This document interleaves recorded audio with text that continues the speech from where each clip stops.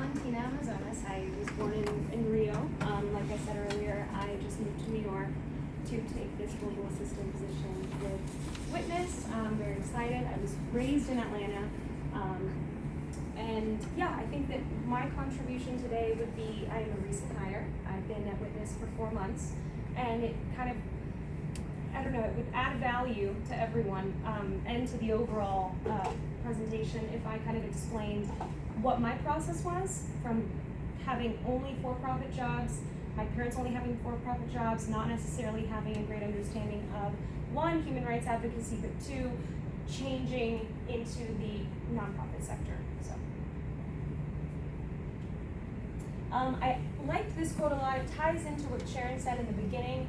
94% of millennials in the American workforce want to use their skills to benefit a cause. We've been talking a lot about cause during Linda and Sharon's presentation, and it's interesting to see, it's not just millennials, it's just to say that the tides are changing, right? That people are measuring what they want to live for and what they want to work for differently. Now, maybe not, it's not just about money, maybe not, it's not about career advancement or industry, right? It's kind of you changing your scope of what matters. And it's just quotes just to say that it's popularized and that it's not uncommon to consider this.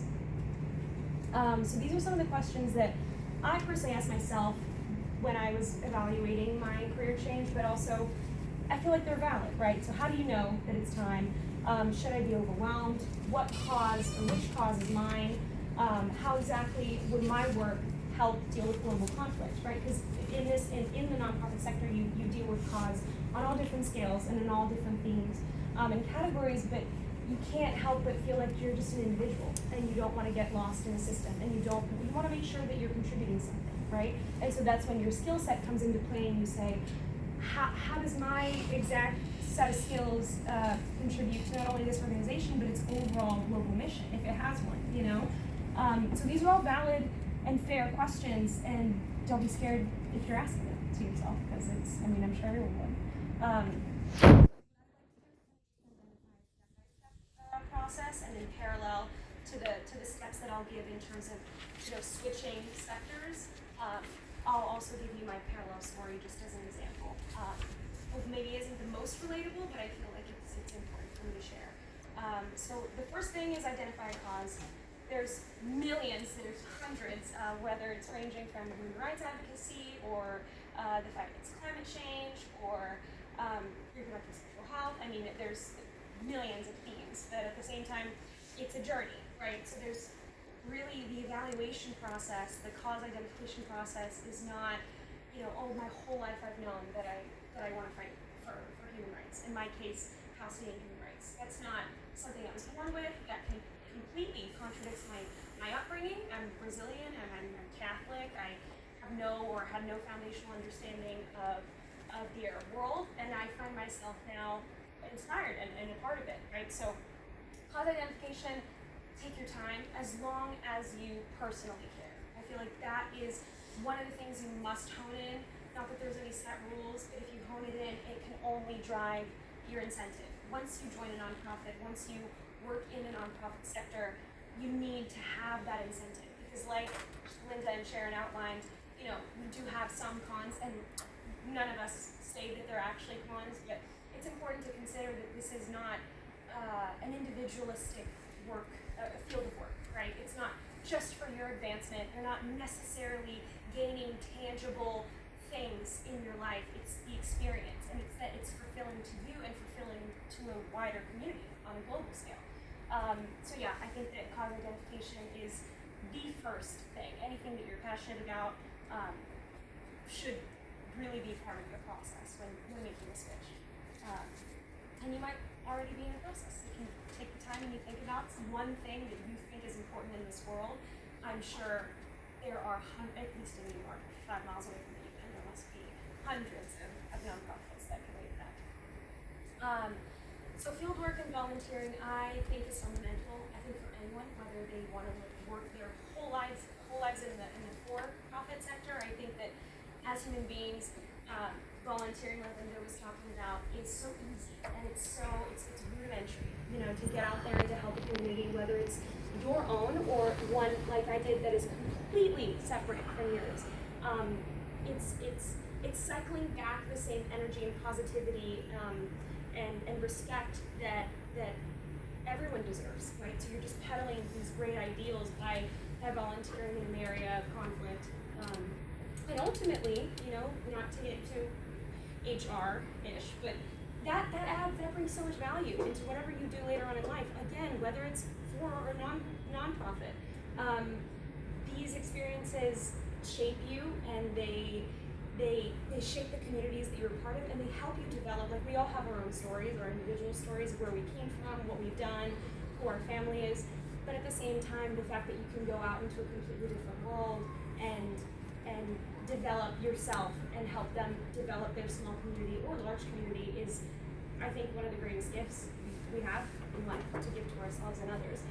So here's my parallel story. I was working as a paralegal for all of my college career, which was 5 years with the transfer school delaying the process, and then ended up being a TA at the Jewish Studies Department in College in Charleston, and did that for 2 years, and ended up doing a lot of workshops with Holocaust survivors, and that's when I started to realize that, it's when I really flagged human rights abuses in my at least academic process, is learning about the show, the Holocaust.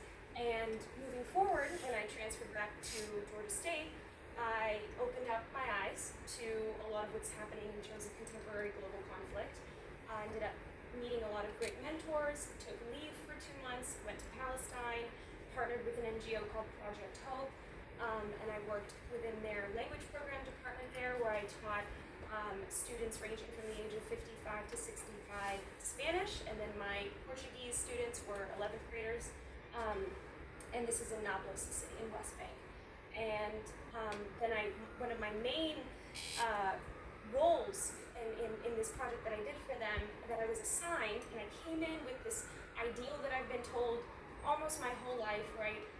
If somebody at Starbucks says, I need you to get behind the counter and I need you to make me this crazy macchiato, I'm gonna say, I'm not qualified for that, I don't know, I'm gonna mix it up, I can't do that. I came in weirdly with the same idea. They assigned me to their autism program, because I had been freelancing as a language facilitator with kids at international schools in Atlanta as a side gig, right, as many of us have. And they said, you have experience with kids, it's on your resume, it might be the bare minimum, but this is what you're gonna do. And this youth center was, a completely different world for me, a completely new experience, and I came in struggling, saying, who qualified me for this? Why did I get assigned this? And how am I gonna do this moving forward? And then 5 weeks later, not only did I notice a change in the kids, my Arabic changed, but I changed. I felt as though, I felt excited to bring this back home to the West and to take this in my career and return eventually. But it's just, there was no way you could have told me before I went that I would have changed that much, or at least had a completely different perspective on life returning back home. So that's a parallel story to this. But yeah, working in the field will only help make the nonprofit work you do, so when you go on to do it, feel more tangible and real, because you were there, you were in the field, right? And so that's the best experience we've got. And now joining Witness, I'm the global assistant. It's technically the liaison between the Witness regional team, which is our international team, and our Brooklyn office. And how's my skill set used? Portuguese is my first language. I went to Atlanta International School in Spanish for K through 12, and that's a great thing for me to be able to communicate with our LAC team or our Brazil team. Still working on Arabic, not there yet. But yeah, and so it makes me also think, in the office, we do have we have a great Latinx representation within Witness, which I feel really inspired by, and a lot of strong, empowered Latinx women. But, and what I like about this position is not only that I love my team, and I love Witness's overall cause and their mission, and how spread out it is, right? It's extremely global, but it's also really honed into one thing. We have one mission, and we accomplish it in so many different ways. But I also am privy to meeting different activists and continuing my own activism outside of witness, right? So whether it's going to protests outside of the Lebanese embassy, which is one of the few that I've done in the last 4 months of moving to New York, or going to what was it, the Abby Disney event that we had, which was all about empowering female activists, which was really, in 4 months, my whole life changed, right? And I really thought last year when I was living in Palestine that, oh, this is it, like this is my new calling, and it brought me here. That small decision to take leave from school, some professors signed off on it, really mostly, some of them didn't, it was so worth it because I see that it's never really too late. I didn't go to law school, happy I did, happy to be here. Like things change, there's no cut path, and though I am only 24, I know that storylines are all different and that we all take different paths in lives depending on our age. We might feel differently.